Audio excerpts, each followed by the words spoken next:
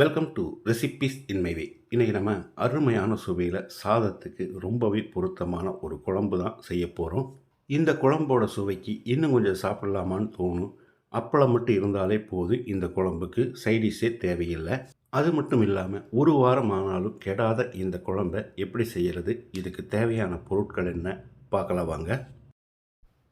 பேனில் 2 டீஸ்பூன் எண்ணெய் ஊற்றிக்கலாம்.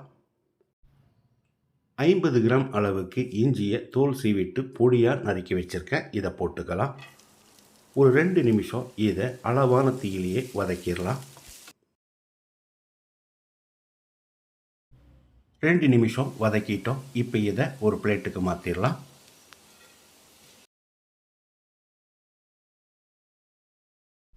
மீதி இருக்கிற அதே எண்ணெயில் 7 வரமிளகாயை போட்டுக்கலாம். காரம் கொஞ்சம் அதிகமாக வேணும்னா இனி ஒன்று சேர்த்துக்கோங்க.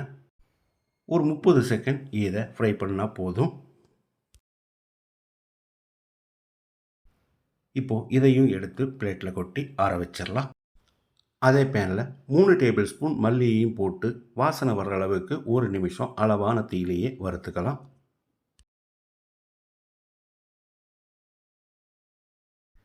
வாசனை வர்ற அளவுக்கு வறுபட்டுருச்சு. இதையும் எடுத்து பிளேட்டில் கொட்டிடலாம்.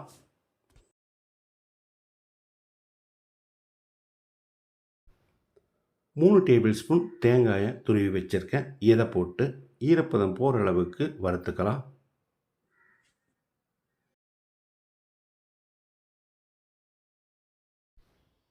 ஈரப்பதம் போகிற அளவுக்கு வறுபட்டுருச்சு. இதையும் பிளேட்டில் கொட்டி நல்லா ஆற வச்சிடலாம். நல்லா ஆறின பிறகு மிக்சி ஜாரில் போட்டு பவுடராக அரைச்சி எடுத்துக்கலாம்.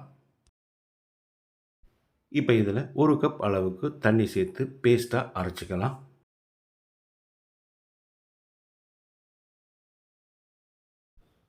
வாணலியில் 4 டேபிள் ஸ்பூன் நல்லெண்ணெய் ஊற்றிக்கலாம். 1 டீஸ்பூன் கடுகு,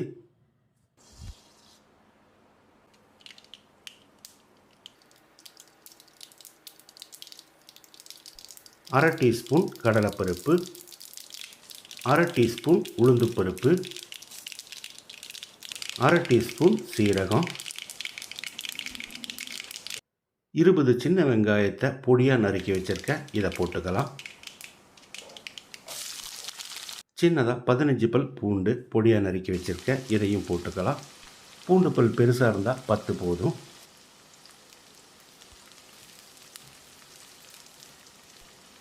ஒரு கொத்து கருவேப்பிலையும் போட்டுக்கலாம். வெங்காயத்தையும் பூண்டையும் நல்லா செவந்து வர்ற அளவுக்கு வதக்கணும்.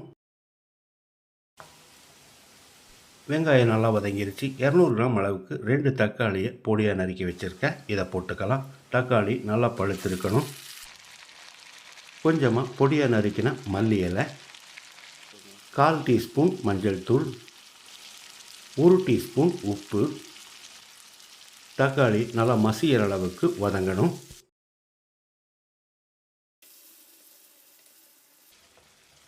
தக்காளி நல்லா வதங்கிருச்சு. ஒரு எலுமிச்சை அளவு புளியை 1 கப் தண்ணியில் கரைச்சி வச்சுருக்கேன். இதை ஊற்றிக்கலாம்.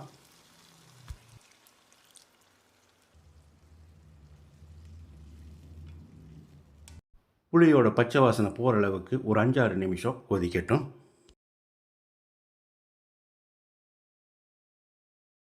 பச்சை வாசனை போகிற அளவுக்கு கொதித்து வந்துடுச்சு. இதில் 1/4 டீஸ்பூன் பெருங்காயத்தூள், நம்ம ஏற்கனவே அரைச்சி வச்சுருந்த பேஸ்ட்டையும் ஊற்றிக்கலாம். கூடவே மிக்சி ஜாரில் அரிசி ஒரு 1/2 கப் அளவு தண்ணி சேர்த்துக்கலாம்.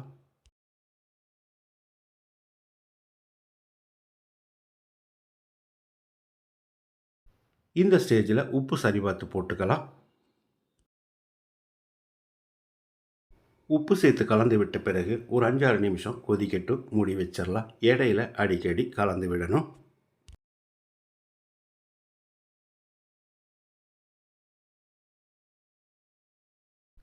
அஞ்சாறு நிமிஷம் கொதிக்க விட்டுருந்தோம். மணக்க அருமையான சுவையில் நம்மளோட இஞ்சி குழம்பு ரெடி ஆயிடுச்சு. இதில் நான் 1 டீஸ்பூன் வெல்லம் சேர்க்கிறேன். நீங்கள் விருப்பப்பட்டால் சேர்த்துக்கலாம், இல்லைன்னா விட்டுடலாம். வெல்லத்தை சேர்த்து கலந்து விட்ட பிறகு ஸ்டவ் ஆஃப் பண்ணிவிட்டு ஒரு 1/2 மணி நேரம் அப்படியே இருக்கட்டும். மூடி வச்சிடலாம். அதுக்கு பிறகு பரிமாறிக்கலாம். அருமையான சுவையில் ஆரோக்கியமான வகையில் நான் செஞ்சுருக்கிற இந்த இஞ்சி குழம்பை இதுவரைக்கும் நீங்கள் சாப்பிட்ருக்கவே மாட்டீங்க. அந்த அளவுக்கு இதனோட டேஸ்ட் இருக்கும். இதே மாதிரி இதே அளவுகளோட நீங்கள் செய்து பாருங்கள். இந்த வீடியோ பிடிச்சிருந்தா லைக் பண்ணுங்கள், கமெண்ட் பண்ணுங்கள், ஷேர் பண்ணுங்கள். சப்ஸ்கிரைப் பண்ணாதவங்க சப்ஸ்கிரைப் பண்ணுங்கள். மறக்காமல் பெல் பட்டனை கிளிக் பண்ணுங்கள்.